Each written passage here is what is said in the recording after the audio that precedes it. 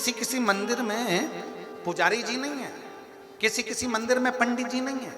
शंकर जी का मंदिर है गांव में, उसमें पुजारी जी नहीं है, पंडित जी नहीं है, उसमें कोई सेवादार नहीं है, और माताएं उसमें पशुपति व्रत कर रही हैं। जरा समझना है, माताएं पशुपति व्रत कर रही हैं।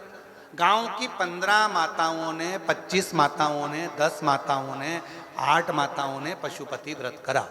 अब 8 माता जब पशुपति व्रत करेगी, मंदिर में जाएगी, प्रसाद के 2 हिस्से रखकर आएगी। ठीक है, समझ में आ रही है ना सभी को? प्रसाद के वो 2 हिस्से रखकर आएगी। अब 8 माता जब प्रसाद के 2 हिस्से रखे, तो वो 2 हिस्से रखने पर तो 16 हिस्से तुम इकट्ठे हो गए। अब तुम्हारा क्या काम है? कई माताएं डरती है, प्रसाद को मैं उठाऊं कि नहीं उठाऊं, प्रसाद का मैं क्या करूं जो वो रख के गई है। तो आपका काम क्या है? आप अगर पशुपति व्रत नहीं कर रही हो, आपका यदि पशुपति व्रत नहीं है, तो एक बर्तन लेकर जाओ, उसमें प्रसाद को इकट्ठा करो और छोटे छोटे बच्चों को बड़े प्रेम से उस प्रसाद को आरती के बाद शाम को वितरण करो। उस प्रसाद का वितरण करो। बच्चों को नहीं दे सकते तो गौ माता को, गौ माता को नहीं दे सकते कोई जीव को, पर उस प्रसाद को एकत्रित करना और उस प्रसाद को ले जाकर किसी को दे देना, मुख में आ जाना। और ये नहीं है कि गुरुजी वो दूसरे के पशुपति व्रत का प्रसाद मैं खा सकती हूँ कि नहीं खा सकती।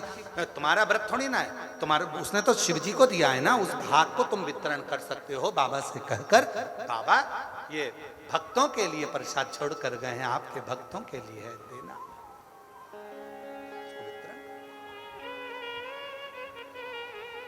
और अगर कहीं पुजारी जी हैं, कहीं पंडित जी हैं, कहीं विद्वत ब्राह्मण विराजमान हैं मंदिर में, तो वो तो करते ही हैं, वो तो सब प्रसाद बांट ही देते हैं। पर कहीं कोई कोई शिवालय ऐसे भी हैं, हो सकता है आपके गांव में कोई मंदिर शंकर जी का ऐसा जहां कोई पुजारी जी ना हो, कोई पंडित जी ना हो, कोई विद्वत जन ना हो, तो वहां कोई प्रसाद चढ़ा कर चले गया, रखा रिया रखा रिया रखा रिया।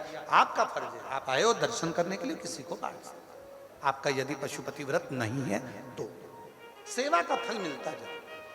सेवा किसी भी रूप में, किसी भी रूप में सेवा।